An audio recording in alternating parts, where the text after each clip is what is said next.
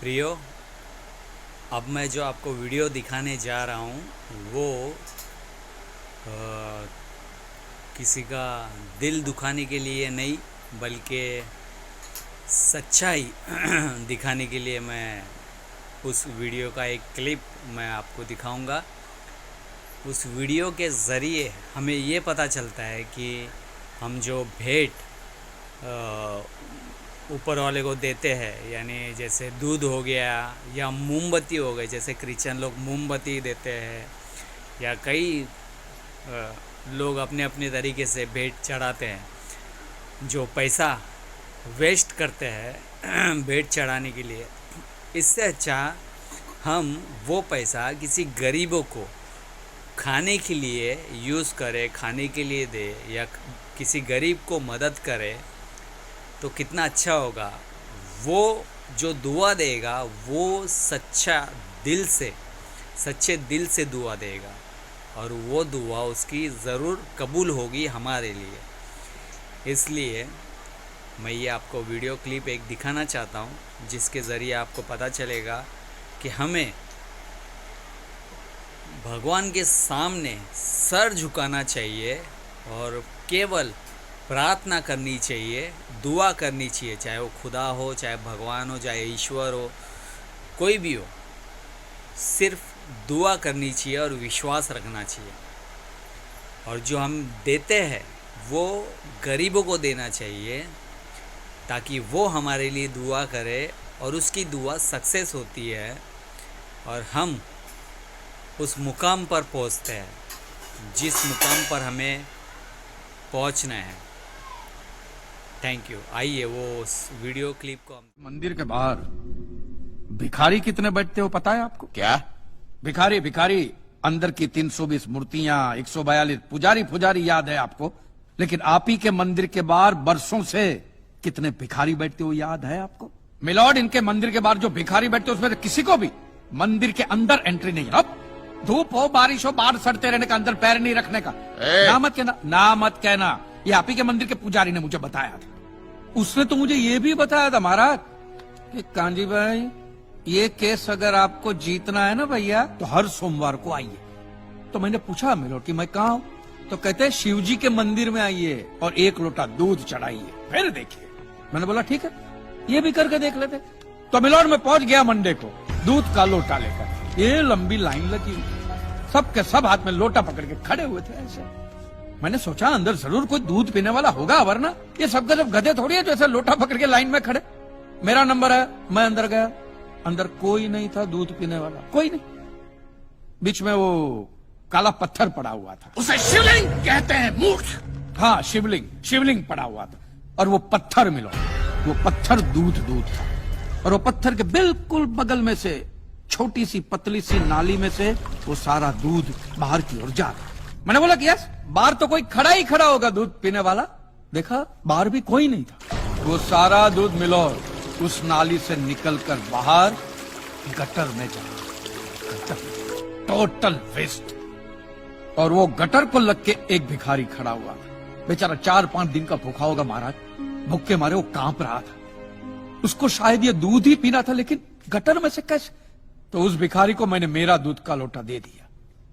और दूध पीकर उसने मुझसे क्या कहा पता है? भगवान तेरा भला करे।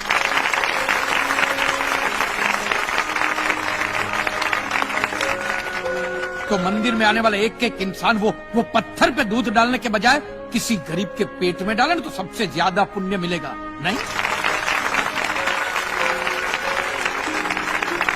और हाँ मौलवी साहब, किसी दरगाह पे फूलों की चादर उड़ाने के बजाय किसी नंगे फकीर के बदन पे कपड़ों की चादर उड़ाई जाए ना तो अल्लाह को बहुत खुशी मिलेगी।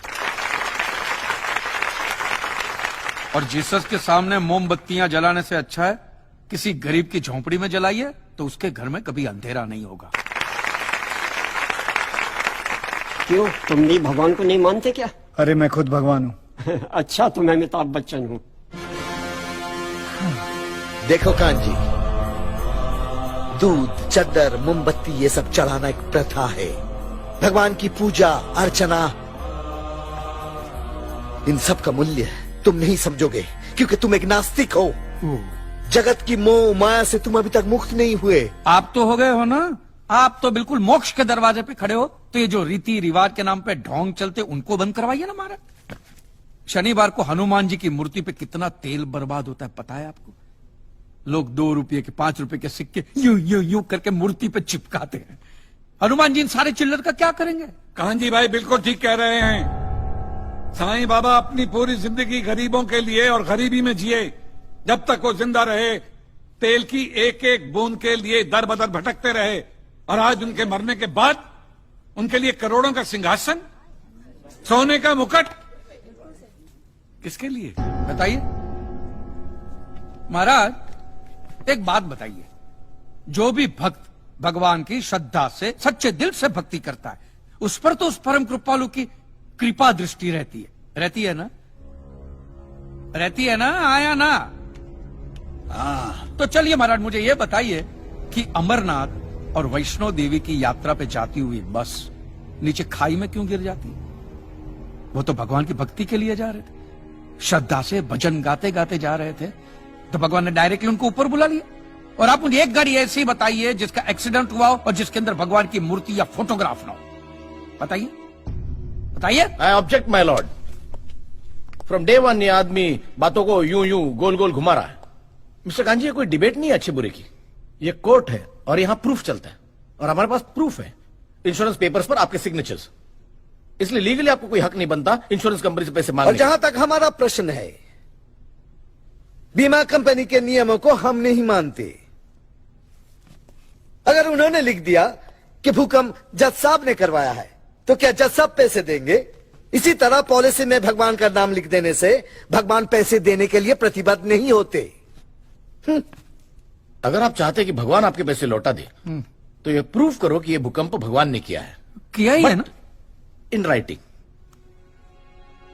है, कहीं लिखा हुआ तुम्हारे पास है? Any proof? मिलॉर्ड, ये mister kanji, court of law में सिर्फ दलीलों पर फैसले नहीं होते। आपकी दलीलें, आपके आर्गुमेंट्स आम जनता के लिए कितने भी वैलिड क्यों ना हो, लेकिन अगर आप उन्हें साबित नहीं कर सकते हैं तो उनका कोई मतलब नहीं। आपके पास कोई सबूत है? You may please proceed. Your honour, इससे पहले कि मिस्टर कांजी अपने तीखे और कटाक्ष भरे व्यूज बिना किसी रेफरेंस प्रदर्शित करें, मैं उनसे पूछना चाहता हूं कि उनके पास कोई प्रूफ है जिससे वो साबित कर सके कि उनकी दुकान भगवान ने गिराई है। मिलॉर्ड, अब जो सवाल मैं पूछने जा रहा हूं उसके लिए मुझे एक ज्ञानी पंडित की जरूरत है। तो आप में से जो भी कोई ज्ञानी पंडित है वो यहां पे आए। सिर्फ ज्ञानी है, ज्ञानी। हाँ, आप बैठ जाइए।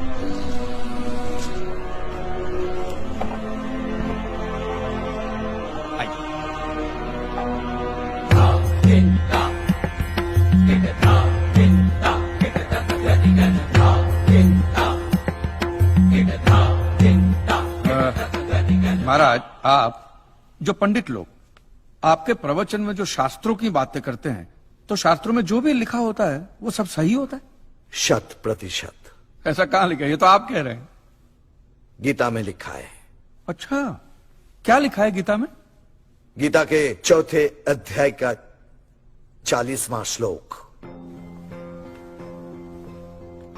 अज्ञस्य अश्रद्धानस्य संशयात्मा विनश्यति, नायम लोकस्ति ना परा ना सुखम संशयात्मना। मतलब क्या? इसका अर्थ है, जो अज्ञानी श्रद्धा विहीन मनुष्य शास्त्र पर संदेह या शक करता है, उसका विनाश निश्चित है। उसे भूलोक या परलोक कहीं भी शांति नहीं मिलती। समझा? ये बहुत इंटरेस्टिंग आइटम है। महाराज, आपको ये गीता में या शास्त्रों में कुछ भी समझ में आता है? कि जो भी लीलाधर महाराज बोल रहे उसमें बस ऐसे समझा समझा करके हाथ हिला रहे हैं। मिलॉर्ड, वो स्कूल में छोटे छोटे बच्चे होते, उनको प्रेयर कभी पूरी याद नहीं रहती, तो बेचारे आंख बंद करके ऐसे करके होंठ हिलाते, वो होंठ हिलाते, ये हाथ हिलाते। एक कांजी, तूने एक सिद्ध साधु का अपमान किया है, तो तुझे नरक में भी जगह नहीं मिलेगी। कहां से मिलेगी महाराज? आप लोगों ने पहले से ही वहां कुल्ले टिका के रखे हैं।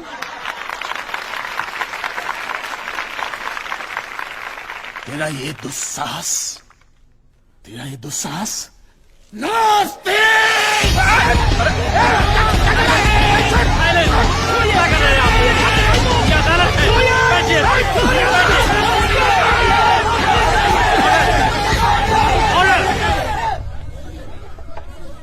बैठ जाइए।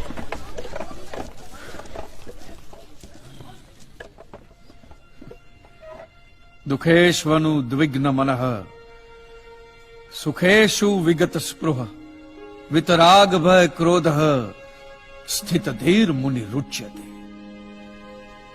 अध्याय 2 श्लोक 56वां। अर्थात जिस मनुष्य के लिए सुख और दुख समान अवस्था है, जो भय और क्रोध से मुक्त है, जो स्थिर बुद्धि वाला है ना, वही सिद्ध पुरुष कहलाता है।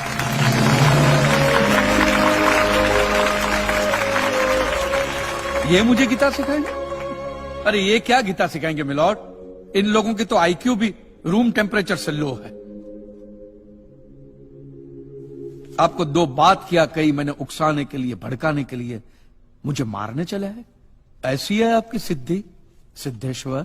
मिस्टर कांजी, उनकी सिद्धि क्या है, यह कोर्ट का मुद्दा नहीं है। कोर्ट का मुद्दा यह है कि आपकी दुकान किसने गिराई। भगवान ने गिराई है। ये आप फैसला सुना रहे। फैसला सुनाना जज साहब का काम है, आपका नहीं। आपको तो सिर्फ प्रूफ करना है कि उस दिन जो भूकंप आया वो भगवान की वजह से आया था, जो प्रूफ करना इंपॉसिबल है। Relax relax relax, nothing is impossible. Swami ji एक बात बताइए, भगवान ने ही ये भगवत गीता कही है? कही है। और भगवत गीता में जो भी कहा गया है वो सब सच है? 100%। Point to be noted milord. तो मुझे एक बात बताइए कि भगवान ने भगवत गीता के 9वें अध्याय के 8वें श्लोक में क्यों ऐसा कहा है कि पूरी सृष्टि का सर्जन मेरी इच्छा से हुआ, इसका विनाश भी मेरी इच्छा से होगा, ये पूरी सृष्टि मेरी इच्छा के अधीन है, इसके सर्जन और विनाश के लिए सिर्फ मैं और मैं ही जिम्मेदार हूं। और ये देखिए मिलॉर्ड, ये बाइबल में भी कहा गया है, Aiza chapter 54 verse 16 See, it is I who have created the smith who blows the fire of coals and produces a weapon fit for his purpose. I have also created the ravager to destroy. अब ये देखिए, ये कुरान शरीफ में भी है। सूरह जलजला 99 आयत 1 से 8 में भी लिखा है कि जब जमीन अपनी पूरी शिद्दत के साथ हिला डाली जाएगी और जमीन अपने अंदर के सारे बोझ को निकालकर बाहर डाल देगी और इंसान कहेगा कि ये उसको क्या हो रहा है, उस दिन वो अपने ऊपर बीते हालात बयां करेगी, क्योंकि तेरे रब ने उसे ऐसा करने का आदेश दिया होगा। रब ने।